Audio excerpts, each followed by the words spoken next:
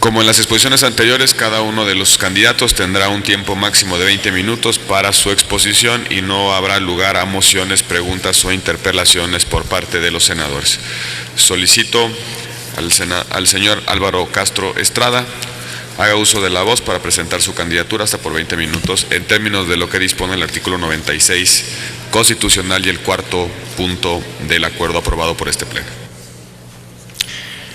Saludo con respeto y aprecio al presidente de la mesa directiva del Senado de la República, senador Roberto Gil Suart, así como a las y los senadores presentes en este importante recinto parlamentario,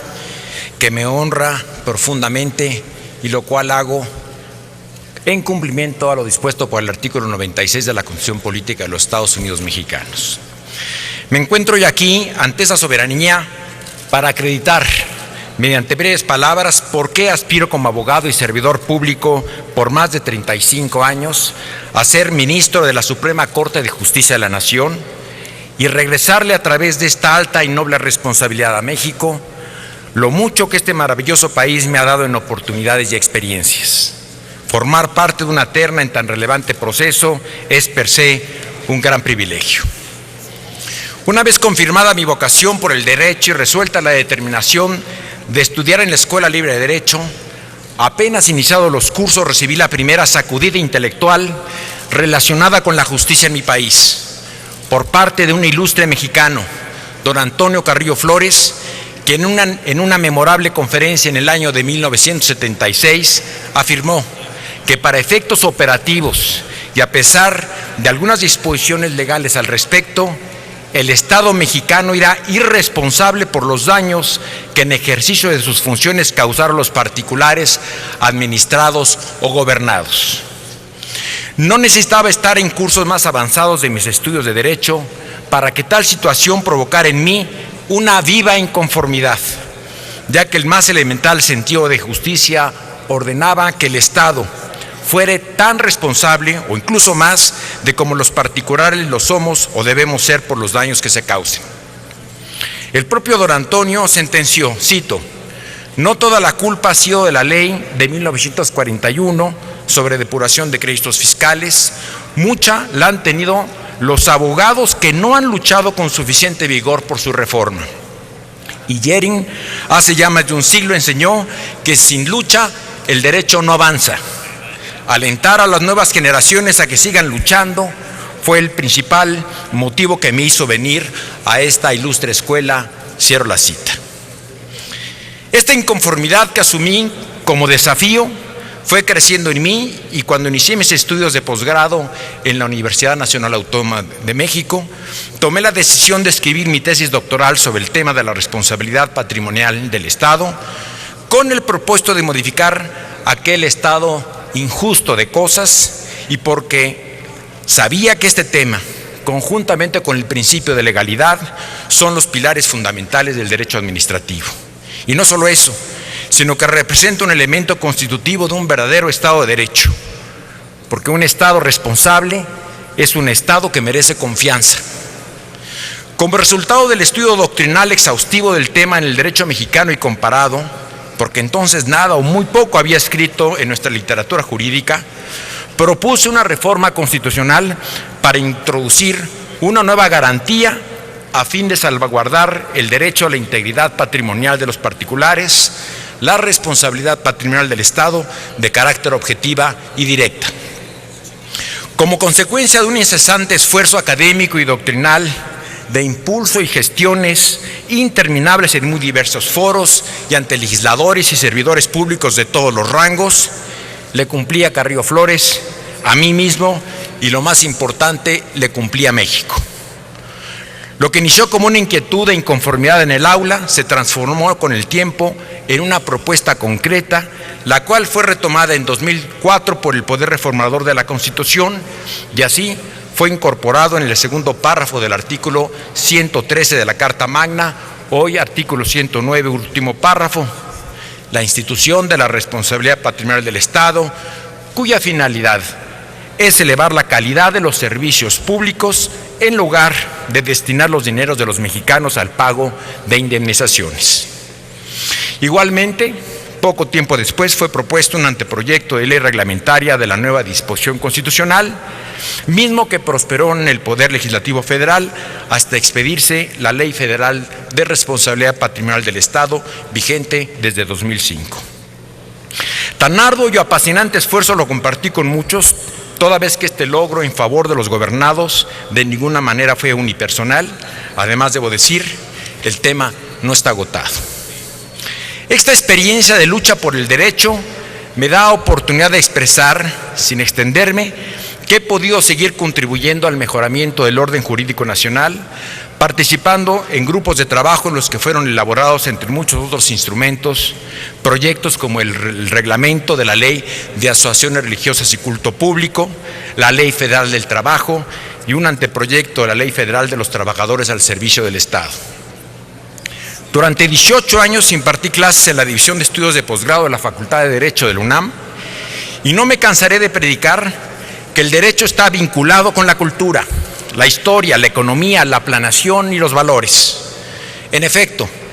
el derecho es un instrumento privilegiado y dinámico de transformación social y la Constitución la más alta instancia de naturaleza normativa y conformadora de la realidad que trasciende el proyecto de nación que sintetiza. Estoy convencido del imprescindible papel que los valores tienen en el derecho y en la organización y funcionamiento del Estado y la sociedad. Como bien dijera el doctor Sergio García Ramírez, el derecho es una definición y una medición de valores. En este sentido, toma los acontecimientos y quiere enderezarlo hacia ciertos ideales. También debe tenerse presente lo que Durkheim llama la anomia del derecho, que deviene de un debilitamiento del respeto de la norma y la incapacidad de controles sociales para hacerla cumplir, particularmente respecto de los denominados derechos difusos y las normas programáticas de la Constitución. Para combatir dicho fenómeno, se requiere igualmente sistemas coactivos y de responsabilidad más efectivos, pero más importante aún, mayor y mejor respuesta de los valores sociales de la comunidad y, por consiguiente, mayores grados de legitimidad que permitan alcanzar crecientes niveles de eficacia legal. Esta es nuestra tarea jurídica del presente y del futuro próximo.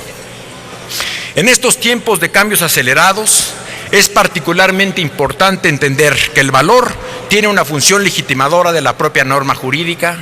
al grado que, idealmente, debe llevar al cumplimiento voluntario de las mismas, porque en tales casos existe una adecuada correspondencia entre lo que se condena como prescripción obligatoria de aquello que se considera digno de acatar, en tanto que favorece la pacífica convivencia social. En esto consiste la auténtica cultura de la legalidad, de importancia mayúscula para nuestra sociedad contemporánea. Esta concepción del derecho, en general, desde luego encuentra expresión en el derecho constitucional, ya que, como sabemos, toda constitución contiene un entramado de valores o consensos básicos de una comunidad nacional que sirven tanto de guía indispensable en la interpretación e integración de las normas fundamentales como de límite a la misma.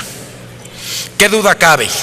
Esta es una de las más importantes funciones del ministro de la Suprema Corte de Justicia de la Nación. Los jueces constitucionales deben ser especialmente sensibles para ser capaces de descubrir en las disposiciones constitucionales, que son más generales y abstractas que las normas secundarias,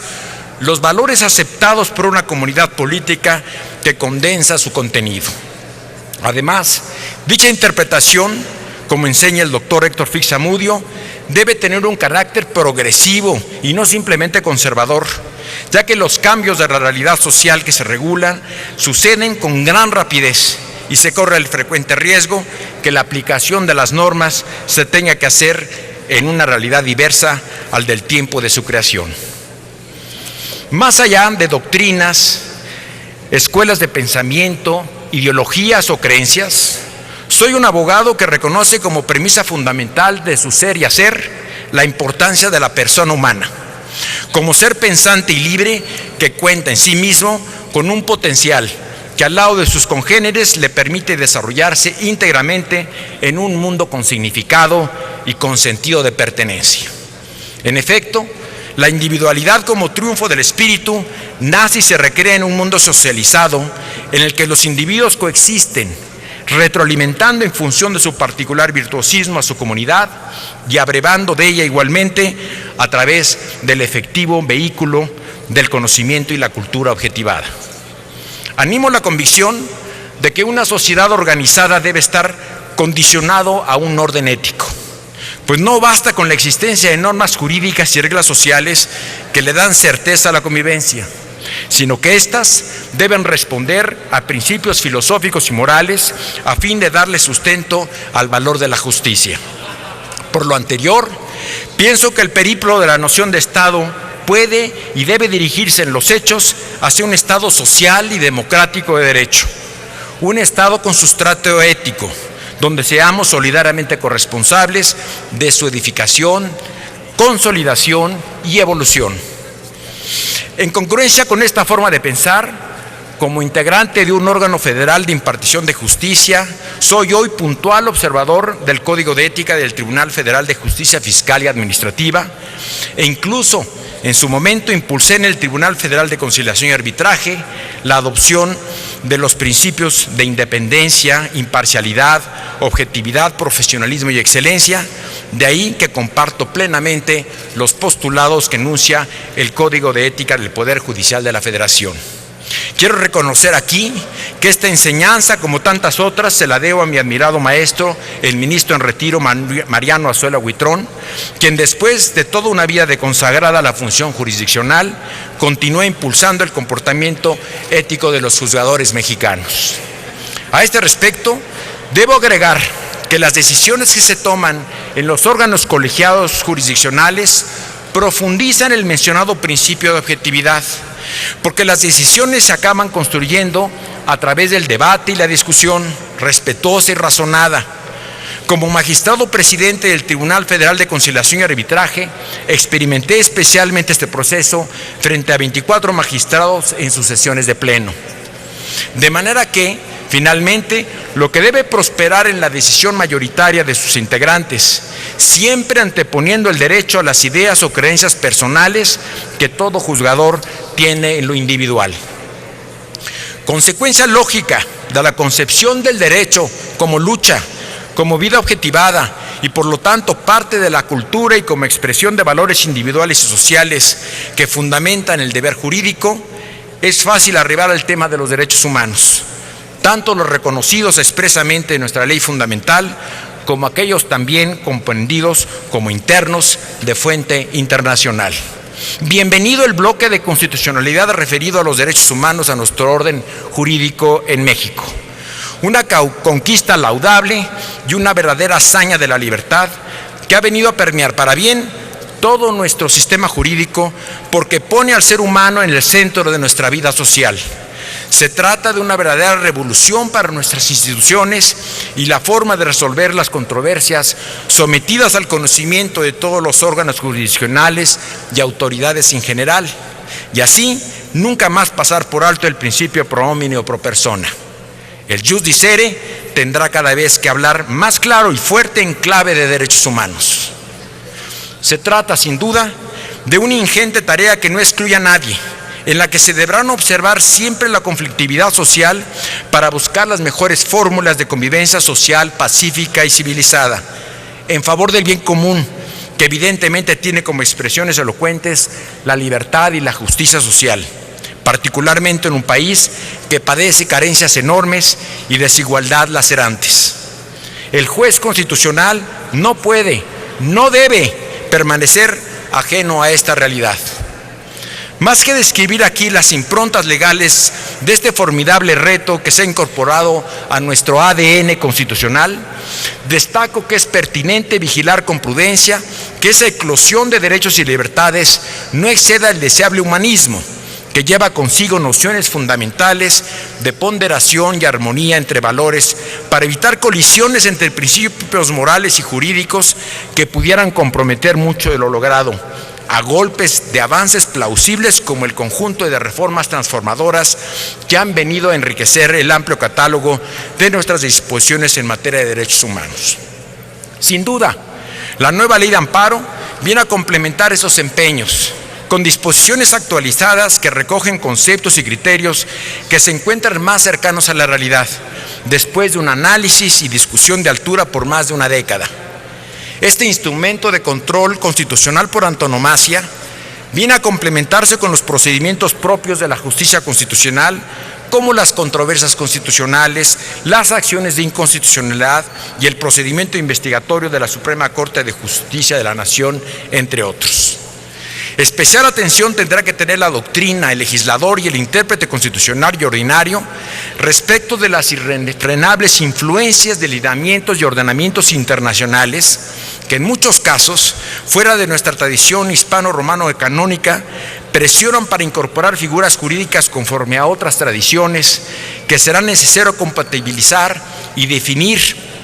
sus alcances para no romper instituciones legales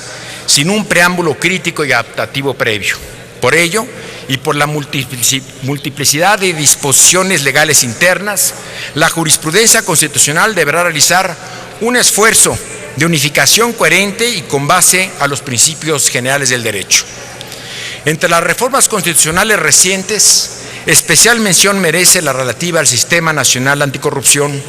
a la que califico de encomiable e indispensable para hacer frente a un fenómeno de dimensiones y nocividad notorias. En mucho, la estabilidad del Estado está comprometido a ese fin. Poner un valladar cultural y legal a la corrupción es imprescindible. No puede haber un verdadero Estado de Derecho bajo amenaza constante en la que la población padece sus consecuencias. El derecho, que está para resolver con técnicas eficaces y valores reconocidos problemas de la realidad histórica, tiene que mirar más alto y seguir proponiendo fórmulas idóneas y concatenadas que impidan el avance del cáncer de la inseguridad y la incertidumbre. Ante este indignante problema, me declaro firme combatiente de la corrupción bajo los instrumentos legales secundarios que se encuentran en estudio sistemático y que buscarán alcanzar la indispensable congruencia interna entre las muy diversas leyes secundarias que la reglamentarán de acuerdo a la prioridad nacional que representan. Estoy cierto que el Tribunal Federal de Justicia Fiscal y Administrativa, al cual se le ha encomendado las sanciones de las faltas graves a los servidores públicos y los particulares asociados, cumplirá profesionalmente esta tarea tan delicada como necesaria. Hasta aquí les he referido brevemente aquellos aspectos que considero muestran cómo pienso, así como algunos retos que con entusiasmo y perseverancia he enfrentado con resultados, a partir de mi indeclinable vocación de servicio que me impulsa a seguir trabajando incansablemente en favor del derecho y por ende de nuestro querido México. Bajo protesta de decir verdad, declaro ante ustedes, señoras y señores senadores, en esta alta tribuna, que no tengo ningún conflicto de interés. Mi compromiso, si esta soberanía determina aprobar mi candidatura a tan insigne cuerpo colegiado, es actuar en todo momento con probidad, análisis crítico, apego a la ley, imparcialidad, responsable y sensible a las realidades y problemas de nuestra sociedad y atento al dinamismo del derecho, con el propósito de adoptar las mejores decisiones en favor de una justicia verdadera y cercana a la persona humana. Garantizar la seguridad jurídica y salvaguardar nuestro régimen de libertades bajo los principios de equidad e igualdad es premisa fundamental que guía mi ejercicio como juzgador. Y en el caso particular, tendré presente los valores y obligaciones consustanciales a la actividad jurisdiccional independiente que deseo cumplir en mi máxima capacidad a la altura de un tribunal constitucional mexicano. Por su atención, muchas gracias.